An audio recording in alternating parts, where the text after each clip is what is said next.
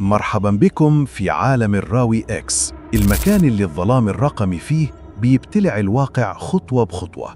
إحنا دايما بنفتكر إننا إحنا اللي بنتحكم في التكنولوجيا، بنضغط زرار ونؤمر ونسيطر، بس الحقيقة المرعبة إنها ممكن تكون هي البوابة اللي بتفتح على جحيم إحنا أبدا مش قده. النهاردة مش هنحكي عن عفاريت البيوت القديمة ولا أشباح القصور المهجورة ولا حتى قصص الجن اللي جدودنا كانوا بيخوفونا بيها. لا، النهاردة هنغوص عميق جدا في الرعب اللي عايش معانا كل يوم، جوه شاشة الموبايل اللي في إيدك دلوقتي، جوه الأكواد الرقمية والخوارزميات اللي بتتنفس وبتتطور وبتتعلم لوحدها. التكنولوجيا مش مجرد أداة باردة، هي كيان حي قادر يخلق كوابيس جديدة تماماً، كوابيس محدش كان يتخيلها قبل كده. معانا اليوم 3 ملفات مرعبة حقيقية هتخليكم تشكوا في كل حاجة حواليكم.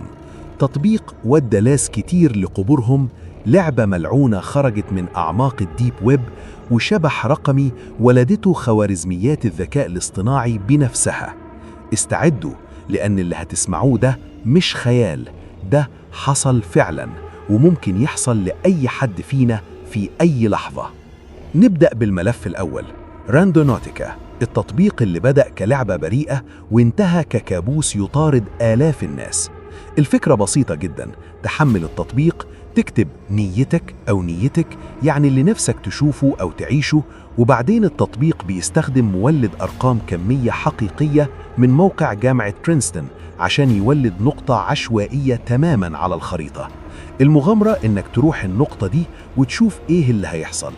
الناس كانت بتلاقي أماكن غريبة، لوحات جدارية، مناظر طبيعية، حاجات إيجابية في الغالب، بس مش دايماً. في يونيو 2020 في سياتل 3 مراهقين قرروا يجربوا التطبيق ده زي آلاف غيرهم. نيتهم كانت بسيطة، مغامرة أو شيء مثير. التطبيق وداهم لشاطئ مهجور على بحيرة واشنطن يونيون، وهم بيمشوا على الشاطئ لقوا شنطة سفر سودة كبيرة مدفونة نصها في الرمل. الريحة كانت بشعة، ريحة الموت والتحلل. واحد منهم فتح الشنطة واكتشفوا جثتين بشريتين مقطعتين ومحشوتين جواها. الجثث كانت لزوجين اختفوا قبل أيام والقاتل لسه ما حصلش عليه. الشرطة جت والقضية انتشرت في كل الأخبار. السؤال اللي محدش قدر يجاوب عليه لحد دلوقتي، إزاي التطبيق عرف مكان الجثث بالظبط؟ صدفة ولا الخوارزمية بتتنبأ بحاجات أو بتراقب بيانات الشرطة أو حاجة أسوأ؟ دي مش القصة الوحيدة، على ريدت وتيك توك في عشرات القصص المشابهة. بنت في كاليفورنيا كتبت نيتها موت عشان كانت محبطة. التطبيق وداها لمكان في غابة قريبة ولقت جثة راجل معلق على شجرة لسه دامي وميت من ساعات. صاحت وهربت واتصلت بالشرطة، وبعد كده حذفت التطبيق وحياتها اتغيرت تماماً. قصة تانية، 2 أصحاب في أوهايو راحوا راندونوتيكا الساعة 3 الفجر. التطبيق وداهم لمحطة بنزين قديمة مهجورة من سنين. المكان كان مليان رموز غريبة مرسومة بالدم على الجدران، وفجأة سمعوا خطوات تقيلة جوه المبنى الفاضي. هربوا بالعربية، بس اللي خوفهم أكتر إن التطبيق كأنه كان بيتابعهم، لأن النقطة اللي بعدها كانت أقرب لبيوتهم بكتير.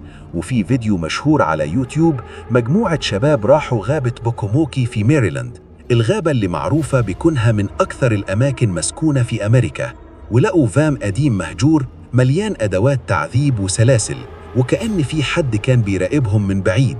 الناس اللي جربوا راندونوتيكا كتير قالوا إن التطبيق بيبدأ يعرف أسرارهم، بيوديهم لأماكن مرتبطة بماضيهم أو مخاوفهم.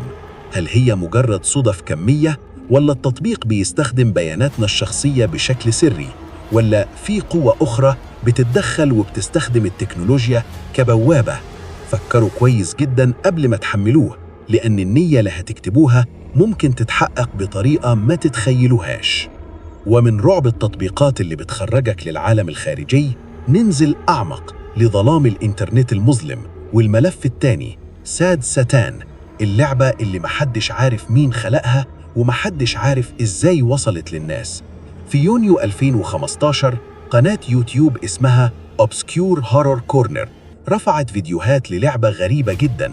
اللعبة بسيطة بشكل مريب، تمشي في ممرات لا نهائية سودة وبيئة مشوشة، زي لو كنت في حلم مش قادر تصحى منه.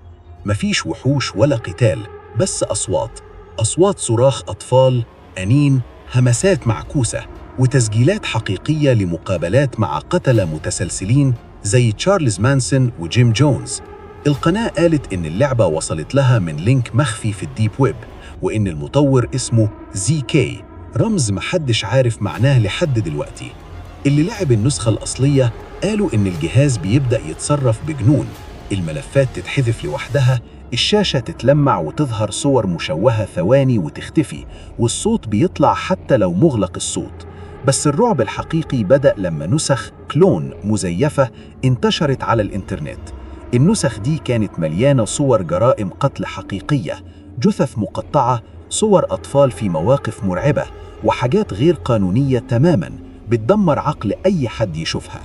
ناس كتير لعبتها قالت إنها عانت من أكاويس مستمرة، هلوسات سمعية، اكتئاب شديد، وحتى محاولات انتحار. واحد من اللاعبين المشهورين على يوتيوب قال إنه سمع صوت بيهمس باسمه الحقيقي في اللعبة مع إنه محدش يعرفه. القناة الأصلية اختفت فجأة بعد أسابيع، والفيديوهات اتشالت، والشخص اللي كان بيدير القناة محدش سمع عنه تاني. النظريات كتير، هل اللعبة دي تجربة نفسية سرية؟ هل هي فيروس رقمي مصمم عشان يدمر اللاعب؟ ولا جزء من شبكة إجرامية في الديب ويب بتستخدمها عشان تخترق الأجهزة وتجمع بيانات؟ لحد دلوقتي أي حد يبحث عن اللعبة بيلاقي تحذيرات في كل مكان. ما تجربوهاش، لأن ساد ساتان مش مجرد لعبة، هي لعنة رقمية بتدخل عقلك وما تسيبوش.